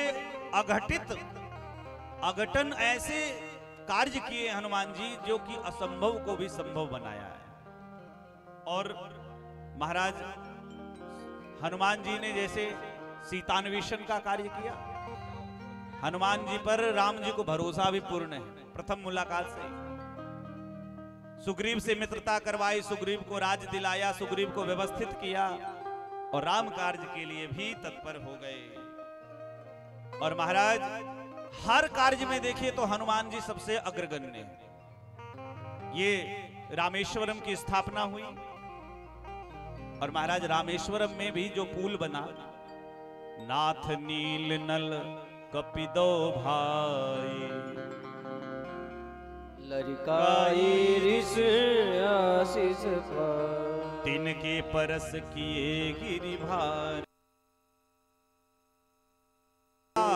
तुम्हारे। हरेक राम कार्य में श्री हनुमान जी बड़े समर्पित ढंग से, देखो ये यज्ञ हो रहा है ना, तो निवेदन करूं यज्ञ में, इस यज्ञ में सबको समर्पित ढंग से कार्य करना चाहिए। कल यज्ञ का विश्राम दिवस है और कथा तो आज ही विश्राम लेगी, लेकिन कल यहाँ पे भंडारा का आयोजन है और यज्ञ का पूर्णाहुति भी कल ही है। इसलिए आप लोग देखिए, एक बात मैं बताऊं, ये यज्ञ की सफलता कब है। यहाँ पे कभी भी अपनी हस्ती को मिटा करके और यहाँ बैठना, ये मत सोचना कि मैं ये हूं वो हूं। भागवत का एक प्रमाण मैं देता हूं कि श्री युधिष्ठिर महाराज जी ने यज्ञ किया और यहाँ हनुमान जी का भी प्रमाण आ रहा है। यज्ञ किसी एक व्यक्ति के द्वारा नहीं होता है। किसी गांव में भी जब यज्ञ होते हैं तो बहुत मतांतर होते हैं। आप कुछ कह रहे हैं, दूसरा कुछ कह रहा है, तीसरा कुछ कह रहा है, बहुत बात विचार होते हैं, बहुत तरह की, लेकिन सबको लेकर के चलना चाहिए। पर निवेदन यही है कि ये एक सुमति, इस टड़ा ग्राम में जो ये व्यवस्था हुई, इतनी दिव्य व्यवस्था हुई, किसी प्रकार की कोई कमी नहीं हमें दिखे और इतने बढ़िया तरीके से सारा यज्ञ का कार्यक्रम चल रहा है। लेकिन ये यज्ञ में सेवा भाव, जितनी छोटी सेवा आप कर सको, क्योंकि सेवा एक ऐसा है कि वो न तो छोटी है न बड़ी है।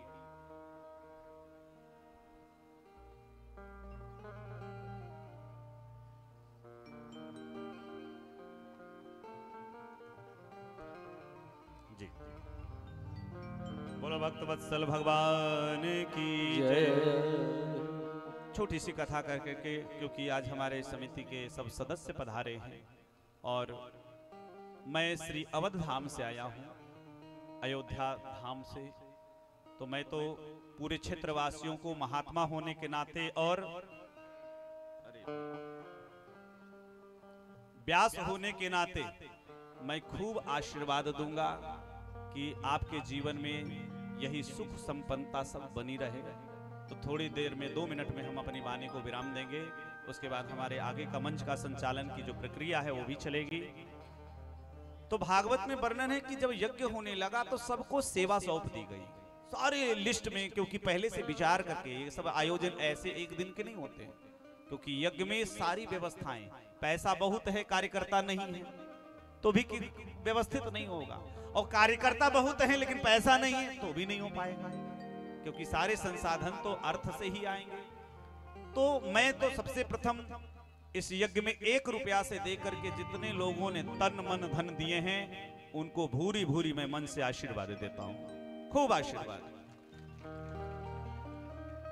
सारी सूची बना ली गई। भगवान श्री कृष्ण ने कहा कि भाई हमें भी सेवा दे दो। युधिष्ठिर महाराज ने कहा, भीष्म जी ने कहा कि प्रभु आप भगवान हैं, आपको क्या सेवा हम दे सकते हैं। बोले नहीं, ऐसे तो नहीं होगा, मैं भी कार्य करता हूं। तो बोले सारी सेवाएं बट गई है महाराज, अब कोई सेवा नहीं है। तो महाराज देखो क्या सेवा, वहां पे जो सेवाएं चल रही थी, परिवेश ने द्रुपद जा, भोजन परोसने की, भोजन बनाने की जिम्मेदारी मिली भीम जी को, क्योंकि जो ज्यादा भोजन खा सकता है वही खिला सकता है। जो खाता ही नहीं हो, एक रोटी खाने वाला दूसरों को क्या सोचेगा, वो भी सोचेगा अभी इतना खाएगा। जो खाएगा वही खिलाएगा। तो इसलिए भीमसेनो महासनोध्यक्षो रसोईया बन गए।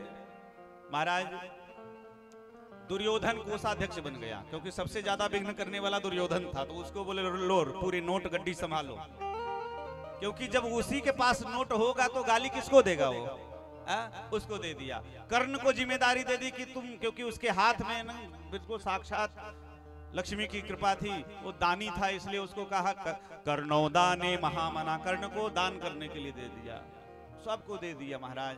और उसके बाद उसमें द्रौपदी को परोसने की भी कला होनी चाहिए, भोजन बर्बाद न हो। अन्नपूर्णा का हमेशा आदर करें, इसलिए भोजन, क्योंकि यदि आपके द्वारा बर्बाद किया गया भोजन, और कोई व्यक्ति बिना भोजन के भी सोता है, इसलिए अन्न को कभी बर्बाद न करें। इसलिए लेकिन सारी सेवाएं हो गई, लेकिन जानते भगवान श्री कृष्ण ने कौन सी सेवा ली, ध्यान से सुनिएगा। कृष्ण पादा बने जनी परिवेशने द्रुपद जा, कृष्ण पादा अर्जुन को अतिथियों का स्वागत सम्मान की जिम्मेदारी मिली कि जो अतिथि आएंगे उनको कहाँ बैठाना, उठाना, कैसे स्वागत करना, ये अर्जुन को जिम्मेदारी मिली। लेकिन भगवान ने दो सेवा ली। एक तो जितने अतिथि आगंतुक आए हैं सबके पैर धोने की जिम्मेदारी भगवान ने ले ली। और इससे भी और अच्छा सुनो, सब अतिथियों भगवान स्वयं जिन चरणन से निकसी सुरसर शंकर जटा समाई, जिनके चरण योगियों को ध्यान का विषय है, आज वो भगवान अतिथियों के चरण धो रहे हैं। कोई महान ऐसे नहीं होता है, अपने कर्तव्यों से महान होता है। लेकिन अब सुनो, जब भंडारा होने लगा, लाइन से लोग जब बैठ करके अब भोजन पाने लगे, तो सारे भोजन में जब भोजन करके लोग चले जाते तो पत्तल उठाने का भगवान श्री कृष्ण ने सेवा ले ली। हाँ, इसलिए कल भंडारा है तो ये मत सोचना कि हम इतने बड़े घर के आए हैं। हम देखें सिख धर्म में एक बड़ी अच्छी बात मैंने लंगर देखे, अमृतसर में देखे, दिल्ली में देखे, अमरनाथ में देखे कि लंगर, अमरनाथ की यात्रा जाओ, चाहे बड़ा आदमी हो चाहे छोटा आदमी, सबके लिए वही लाइन और वही भोजन, कोई विभिन्नता नहीं होती है। और यही होना चाहिए। तो अपनी हस्ती को मिटा करके भगवान के दरबार में बैठे। तो श्री हनुमान जी महाराज की भी सेवा शुश्रूषा। श्री हनुमान जी महाराज ऐसे हैं कि एक बार मैया जानकी को सिंदूर लगाए हुए देखा, पूछ बैठे कि मैया आप सिंदूर क्यों लगाती है? तो जानकी जी ने सहजता से कह दिया कि इससे प्रभु प्रसन्न हो जाते हैं। फिर क्या था, मंगलवार का दिन पूरे शरीर में सिंदूर लगा के हनुमान जी दरबार में उपस्थित हो गए। राम जी ठास करके रोने लगे, बोले हनुमान ये क्या? बोले मैया ने बताया है कि सिंदूर लगाने से आप प्रसन्न हो जाते हैं। सो राम जी प्रसन्न होकर के हनुमान को आशीर्वाद दिया कि मंगलवार को जो हनुमान को सिंदूर चढ़ाएगा उस पर हमारी साक्षात कृपा होगी। तो ऐसे हनुमान जी सेवा के ऐसे बड़भागी हैं। सेवा कोई छोटा या बड़ा नहीं, तुलसी का पत्ता कोई छोटा और बड़ा नहीं होता है। तो ये आप सब जितने सेवक जो यहाँ पे झाड़ू बुहाड़ू लगाने से लेकर के जो सब किए हैं, मैं सर्वप्रथम, क्योंकि हमारे श्री शिव शंकर जी महाराज जो हमारे बड़ा, एक बार महाराज जी इधर सामने आवे, हमारे परम आत्मीय परम स्नेही महाराज जी ने जो प्यार हम पर बरसाया। और आपको बताएं, बाराबंकी में हमारी कथा पोस्टर बैनर सब लग चुकी थी। इस यज्ञ में आने से पूर्व की बात बता रहा हूं। महाराज जी ने फोन करके धमकाया हमको। जब जहां प्यार ज्यादा होता है तो धमकी भी ज्यादा मिलती है, प्यार में और दुश्मनी दोनों में मिलती है। लेकिन यहाँ प्यार में महाराज जी ने धमकाया, बोले नहीं आपको आना पड़ेगा। हमने कहा महाराज जी कार्यक्रम के पोस्टर छप गए, अब सब निमंत्रण पड़ गए। बोले चाहे जो होगा टड़ा आपको आना ही आना होगा, अयोध्या को हम टड़ा ला के रखेंगे। महाराज जी के किसी भी आग्रह को हम ठुकरा नहीं पाए। और ऐसा प्रेम जब करूं मैं प्यार किस किस से, तेरा एक प्यार काफी है। इसलिए हमारे महाराज जी की बहुत इच्छा थी। मैंने उस कार्यक्रम को, अब क्या करें, भगवान भक्त के बस में होते और संतों के तो स्नेह में तो आना ही पड़ेगा। और आप सब टड़ावासियों को निवेदन करूं कि अयोध्या में हमारी छोटी सी कुटिया है। हम बहुत बड़े ने, अंतर्राष्ट्रीय जरूर हैं, वो हनुमान जी की कृपा, इन संतों की कृपा है। कई देशों में जाके हमने कथा की है, भारतवर्ष के 24 राज्यों में हमने कथा की है, भाषांतर प्रदेशों में जाकर के हमने तमिल, तेलुगु, केरल आदि प्रदेशों में जाकर के हमने कथा की है। लेकिन जो भी गुरुओं से सुना तो महाराज जी की अतिशय कृपा, मैं सहृदय में बहुत प्रेम के साथ में अभिनंदन पूर्वक महाराज जी का मैं मंच से खूब स्वागत करता हूं। और हमारे श्री सिद्ध बाबा जिनकी उपस्थिति से ही हमारा शरीर एकदम रोमांच भक्ति से एकदम आनंद आ जाता है, ऐसे महाराज जी को भी मैं प्रणाम करते हुए, और उसके बाद इस यज्ञ के कर्णधार जिनके अध्यक्षता में ऐसे हमारे श्री यज्ञाचार्य जी, उनको समस्त विप्रों के सहित इस मंच से मैं नमन करता हूं। और आज बड़े खुशी की बात है, और हमारे जितने अवध धाम से सब देखिए बड़े कलाकार सुंदर सुंदर आए। हमारे रितेश पांडे जी जो ऑर्गन पर बहुत सुंदर वादन कर करके आप लोग को सुंदर भजन सुना रहे थे, बहुत बिना इनके तो हम भी कुछ नहीं है ना। तो इसलिए इनके लिए भी एक जोरदार तालियों से स्वागत करें। और हमारे धर्मेंद्र जी, हमारे धर्मेंद्र जी जो बक्सर जिसकी चर्चा मामा जी की करते हैं, उनके प्रदेश से आए हैं, जहां विश्वामित्र जी का आश्रम है वही बक्सर क्षेत्र से आए हैं। ऐसे हमारे धर्मेंद्र जी बड़ा सुंदर बैंजो और कोरस दोनों करके आपको बहुत सुंदर आनंद दिए। और हमारे अयोध्या के हमारे परम मित्र श्री महानंद जी बहुत सुंदर तबला से आपने आनंद दिया। आप कलाकारों के लिए भी ताली बजाएं। और हमारे आज जय जय राम पांडे जी का आज जन्म दिवस है, तो मैं मन से जरा खड़ा हो जाइए, आप सामने 1 मिनट आ जाइए। खूब इनको मैं आशीर्वाद दे रहा हूं। भाई कैमरा वाले इन पर फोकस करो। हमारे इनका जन्म दिवस है, बहुत सुंदर पैड बजा रहे हैं, बड़ा भराव दे रहे हैं।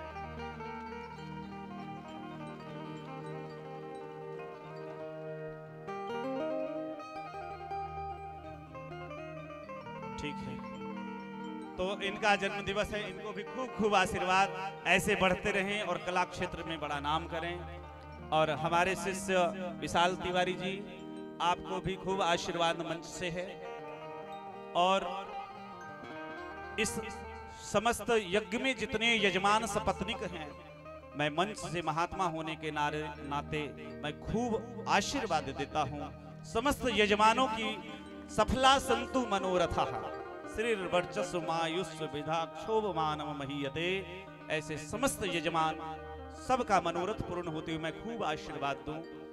जिनके घर में मैं रुका हूं, पूरे परिवार समेत आपने खूब सेवा की है और मैं तहे हृदय से मैं सारी व्यवस्था आपने की, ऐसे कोई कमी नहीं छोड़ी, उनको भी आशीर्वाद। और जितने समस्त क्षेत्रवासी कथा में आए हैं, मेरी तरफ से बहुत बहुत साधुवाद, खूब आशीर्वाद।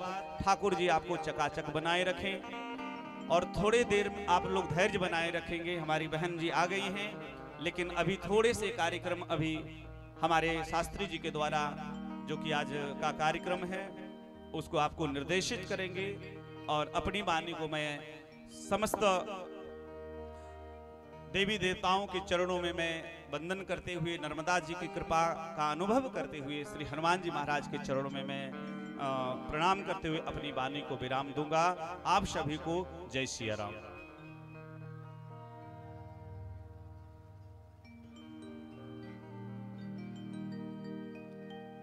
बोलिए अयोध्या नाथ की जय, यज्ञ नारायण भगवान की जय। एक बार